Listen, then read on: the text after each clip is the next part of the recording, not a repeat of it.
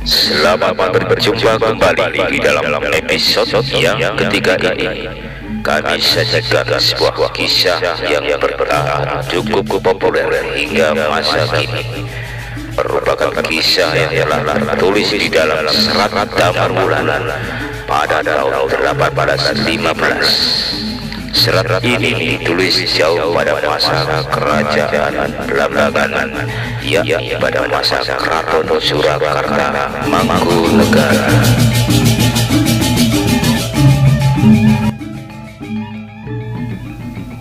Setelah Mahabati Gajah Mada meninggal dunia pada tahun 1364 dan disusul kembali Prabu Hayam Wuruk pada tahun 1389, Majapahit sudah tidak memiliki lagi pemimpin yang mampu mengulangi masa kejayaan kerajaan ini.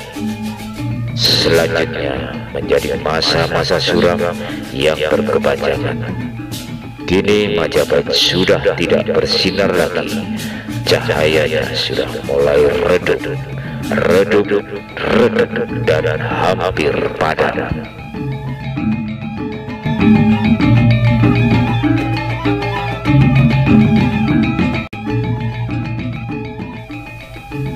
Perpecahan, pertengkaran dan peperangan antar saudara sudah tidak bisa lagi terelakkan.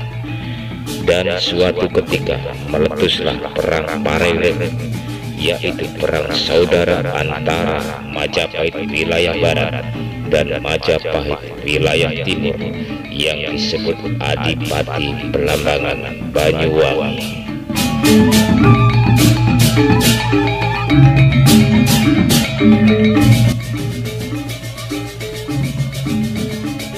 Majapahit Barat yang berpusat di Trowulan, yang rajanya adalah Wikramawardhana, yang merupakan anak menantu Prabu Hayam Wuruk. Dia adalah suami dari putri Hayam Wuruk yang bernama Kusuma Wardhana. Dan Majapahit yang berada di wilayah Belambangan, yang rajanya adalah Breh Wirabumi, merupakan putra Prabu Hayam Wuruk yang lahir dari istri Selir.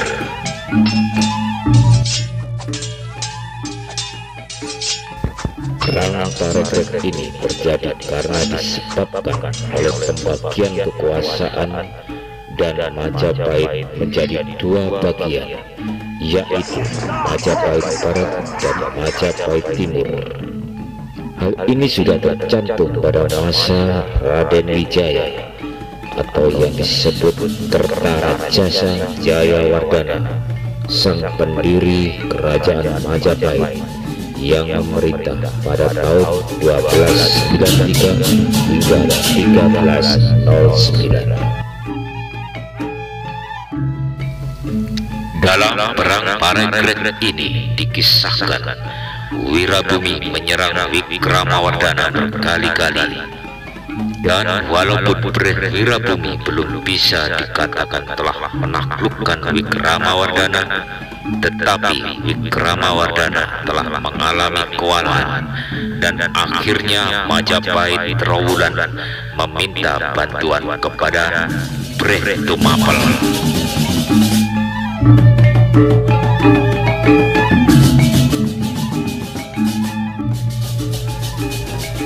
Kedaton Wetan pun dapat dikalahkan pasukan Belambangan, menjadi kocar-kacir. Breh Wirabumi melarikan diri dan dikejar oleh pasukan yang dipimpin oleh Raden Gajah atau yang disebut Breh Narapati. Dan pada saatnya tertangkaplah Breh Wirabumi dan dipenggallah kepalanya. Peristiwa ini terjadi pada tahun 1406.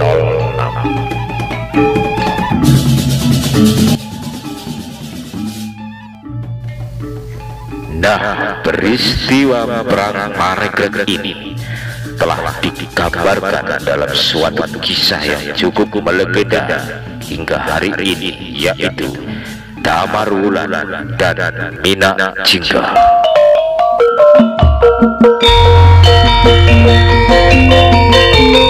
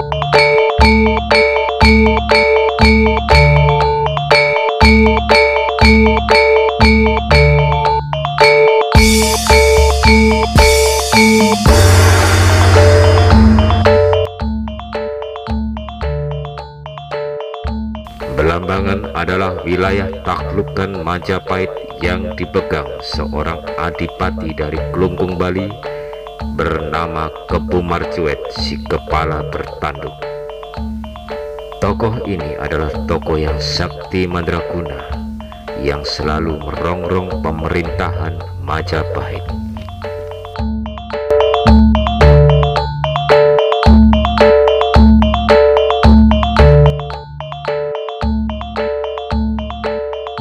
Dengan gencarnya Belambangan menaklukkan wilayah-wilayah sekitarnya hingga sampai di Prabalingga. Menyusun prajurit untuk menggempur Majapahit sudah disiagakan, hingga Gusti Ayu Kencanawungu selalu terusik dengan kejadian ini.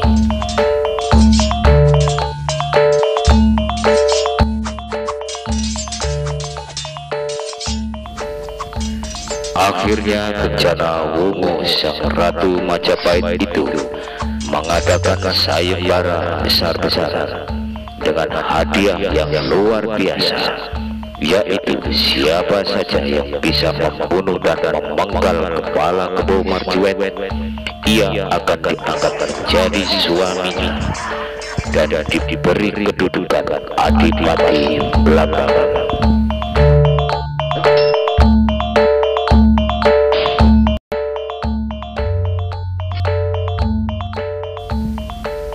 Kabar ini tersebar hingga sampai di pelosok negeri sekitar Majapahit.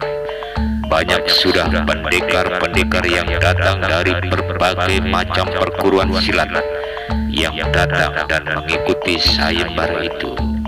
Tetapi tak satu pun mereka berhasil membunuh Kepu Marcuet, sang adipati kepala bertanduk itu.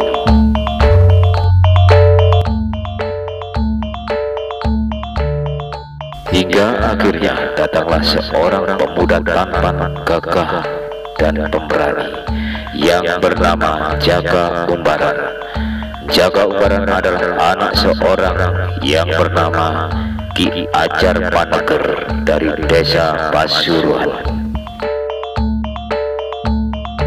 Jaka Umbaran datang ke Majapahit untuk menghadap Ratu Kencanawungu dan hendak memohon restu untuk mengikuti sayembara itu, dan tanpa pertimbangan lagi Ratu Kencanawungu mengizinkan.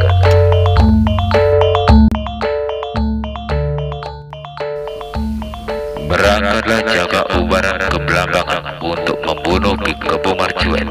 Sesampai di Belambangan, Jaka Umbaran menantang Kepu Marcuet dan terjadilah pertempuran yang sengit. Keduanya sama-sama hebat, sama-sama tangguh, dan pertarungan berlangsung lama.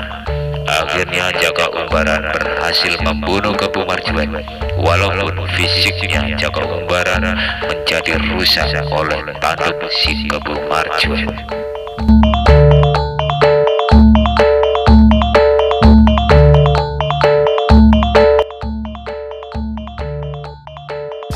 Dipenggalah kepala Kepu Marcuet dan diserahkan kepada Ratu Kencanawungu. Bergembiralah hati Kencanawungu. Sesuai dengan janjinya, maka diangkatlah Jaka Umbaran menjadi Adipati Belambangan dan bergelar Adipati Minak Jingga. Kini Jaka Umbaran yang sudah berganti nama dengan Minak Jingga itu telah berkuasa di wilayah Belambangan.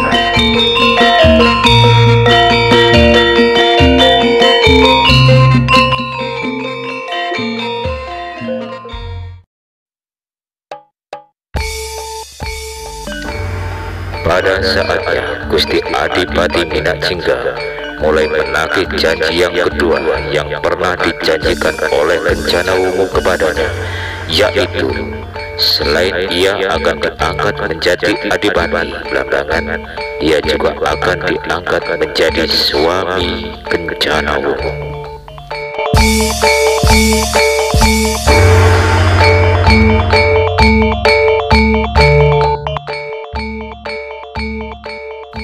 Ternyata nasib berubah, bahwa Kencanawungu telah mengingkari janjinya dan tidak bersedia dinikahi oleh Mina Jingga dengan alasan bahwa Mina Jingga bukan jaga umbaran yang tampan seperti dulu. Kini wajahnya Mina Jingga sudah hancur dan mukanya buruk. Rupanya sudah tidak pantas lagi jika akan berencana memperistri Gusti Ratu Kencana Wungu.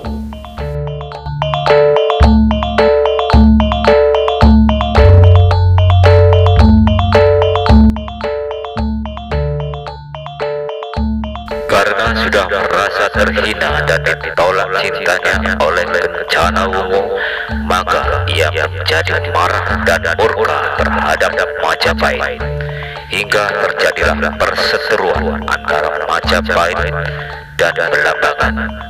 Mina Jingga mulai mengacaukan suasana pemerintahan.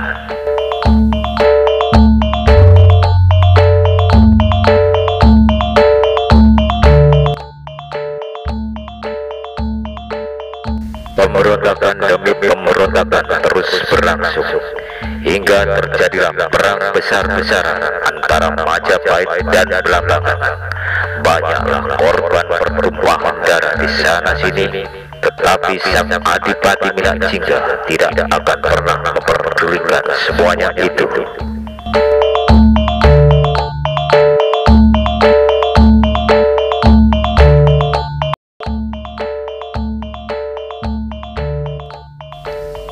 Kencana Wungu sudah habis kesabarannya melihat apa yang telah diperbuat oleh Mina Jingga, dan akhirnya Kencana Wungu mengambil keputusan, yakni dibukalah sayembara yang kedua kalinya.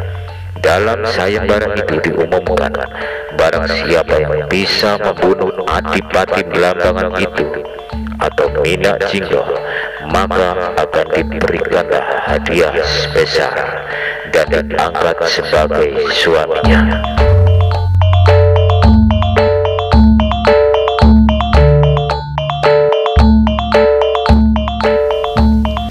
Adalah seorang pemuda tampan bernama Damar Wulan sedang mengabdi kepada adipati legender. Pemuda itu juga diikuti oleh dua orang abdinya yang bernama Sabda Talon dan Naya Genggong. Patih legender juga mempunyai dua putra laki-laki yang bernama Layang Seta dan Layang Kumitir.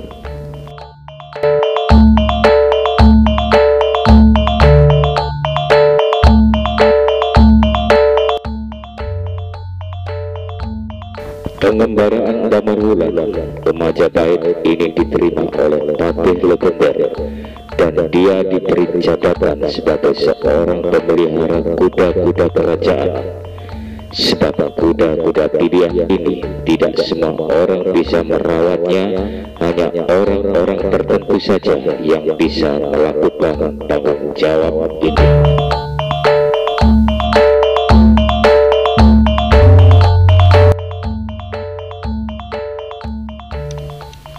Perjalanan terus berlangsung dengan didampingi dua orang abdinya, yaitu Sabda Talon dan Naya Genggong, yang keduanya juga tokoh spiritual Damar Wulan sendiri. Mereka bertiga sampailah di Kadipaten Belambangan dan bertemulah dengan Mina Jingga.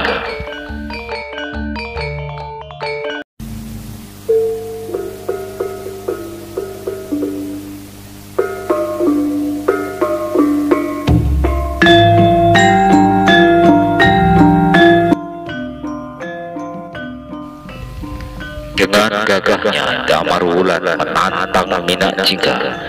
Pertarungan keduanya itu telah berlangsung dengan sengitnya, dan tak terduga-duga ternyata Damar Wulan tidak mudah menghadapi Mina Jingga seperti yang diperkirakannya. Hingga suatu ketika Damar Wulan dihajar habis-habisan oleh Mina Jingga. Pukulan yang dahsyat telah menghantam Damar Wulan.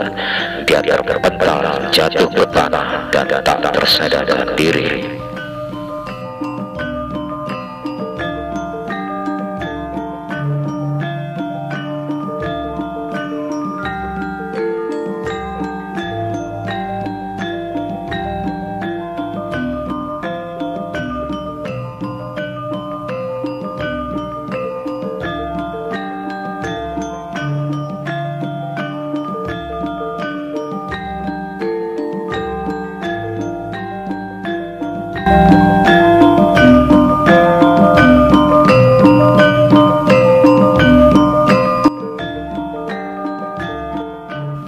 Kini Damar Wulan yang sudah dalam keadaan pingsan itu lalu diseret, dijebloskan ke dalam suatu penjara yang rencana akan dihukum mati di alun-alun. Selama berada di dalam penjara, selalu datang dua orang perempuan istri dari Mina Jingga yang bernama Dewi Wahita dan Dewi Buyangan. Tampaknya kedua wanita ini telah menaruh hati kepada Damar Wulan karena telah memperhatikan ketampanannya. Secara sembunyi-sembunyi mereka berusaha mengobati luka Damar Wulan agar cepat sembuh.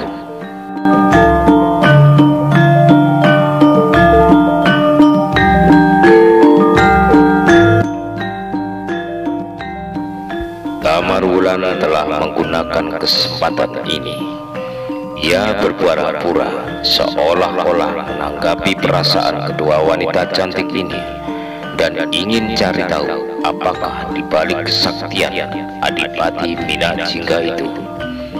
Akhirnya Dewi Buyangan memberitahukan kepada Damar Wulan dan bersedia akan membantunya untuk membunuh Mina Jingga. Pada saat yang tepat, malam telah denting, suasana keraton Blambangan sunyi senyap, bagaikan diterpa aji sirep Begananda. Perlahan-lahan dengan penuh hati-hati, Dewi Buyangan menghampiri Mina Jingga yang sudah lelap dengan tidurnya. Ia mendengkur bagaikan harimau yang siap menerkam mangsanya.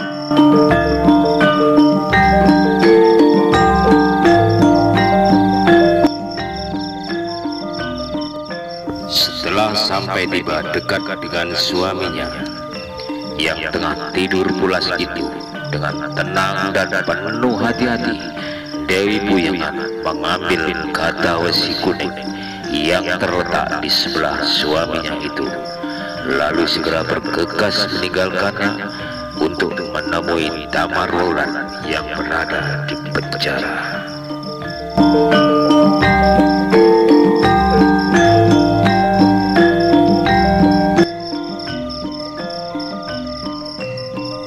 Lalu diserahkannya senjata andalan Mina Jingga, kata wesi kuning itu, kepada Damar Wulan. Dan malam itu juga Damar Wulan segera menghampiri Mina Jingga.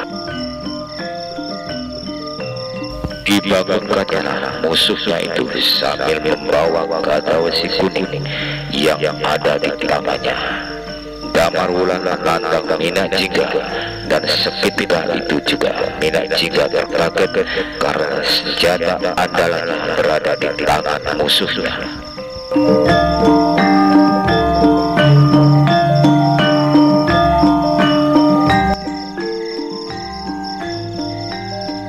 Pertarungan berulang kembali, serangan demi serangan telah dilontarkan oleh Mina Jingga kepada Damar Wulan, tetapi dengan mudah si Damar Wulan mengatasi pukulan dan tendangan Mina Jingga.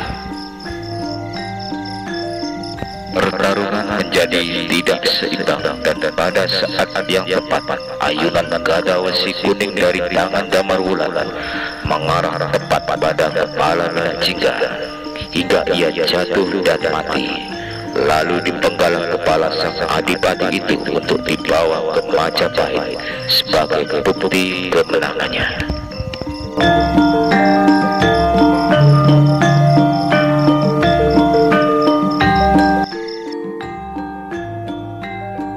Pada saat dalam perjalanan menuju Majapahit, tepatnya di sebuah hutan yang sekarang ini hutan itu disebut hutan Kumider atau penduduk setempat menyebutnya alas Kumitir.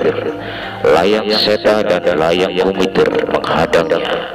Terjadilah pertarungan antara Damar Wulan yang dikeroyok oleh layang Seta dan layang Kumitir, hingga akhirnya Damar Wulan jatuh terperosok ke dalam jurang.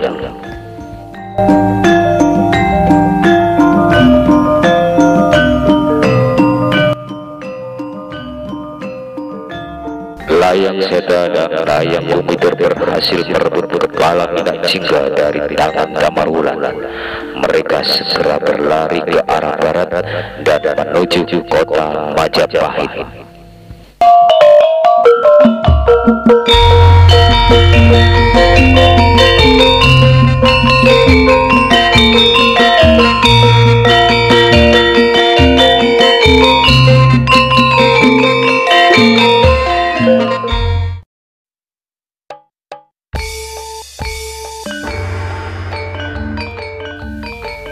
Sesampai di Majapahit, dua putra patih legender ini menghadap Ratu Gusti Ayu Kencanawungu sambil menunjukkan bukti, yaitu sebuah kepala Minak Jingga.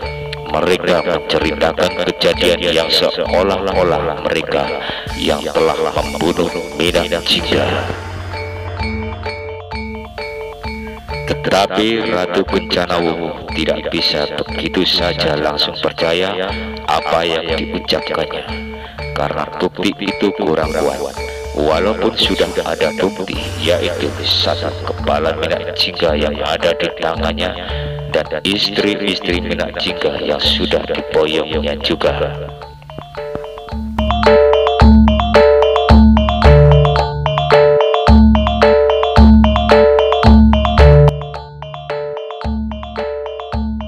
Yang membuat curiga hati Kencanawungu adalah karena mereka tidak membawa mayat Damar Wulan yang katanya sudah gugur di medan perang antara Minak Jingga dan Damar Wulan. Mereka tidak membawa pasukan perang dan tidak membawa harta rampasan perang. Di tengah-tengah perdebatan itu, tiba-tiba muncullah Damar Wulan sambil membawa kata wesi kuning milik Minak Jingga, dan di depan istana diikuti para prajuritnya beserta harta rampasan perangnya.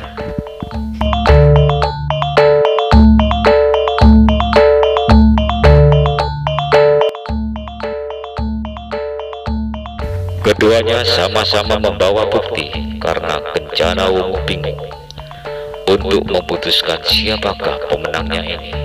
Maka Gusti Ayu Kencanawungu mengadakan adu perang tanding antara Damar Wulan dan layang Seta, layang Kumitir.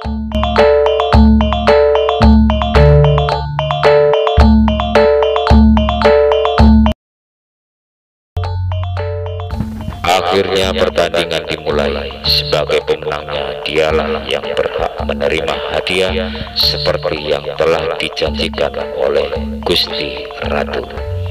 Pertarungan ini diselenggarakan di alun-alun.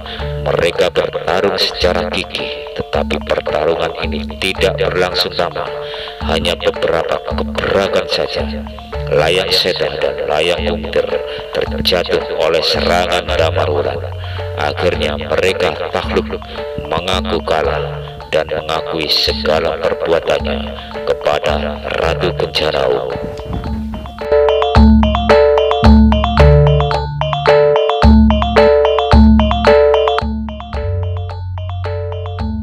Segenap para punggawa dan kerabat kerajaan bersorak-sorai menyambut kemenangan Damar Wulan seperti yang telah dijanjikan oleh Kencanawungu. Bahkan Damar Wulan akan diberi hadiah yang besar.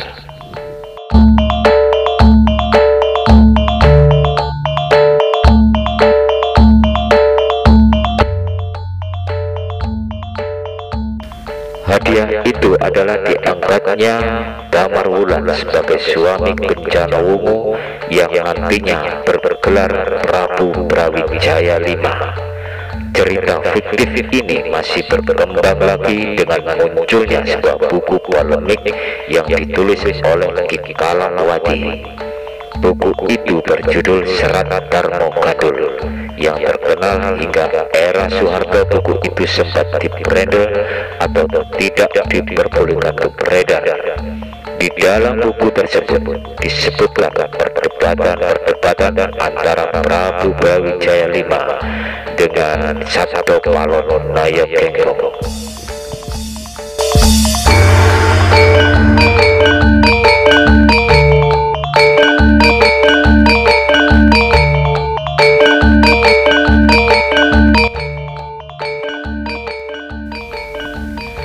Nah, demikian kisah singkat ini kami aturkan, dan sampai berjumpa kembali dalam episode berikutnya. Jangan lupa subscribe, like, dan komen agar tidak ketinggalan dalam kisah-kisah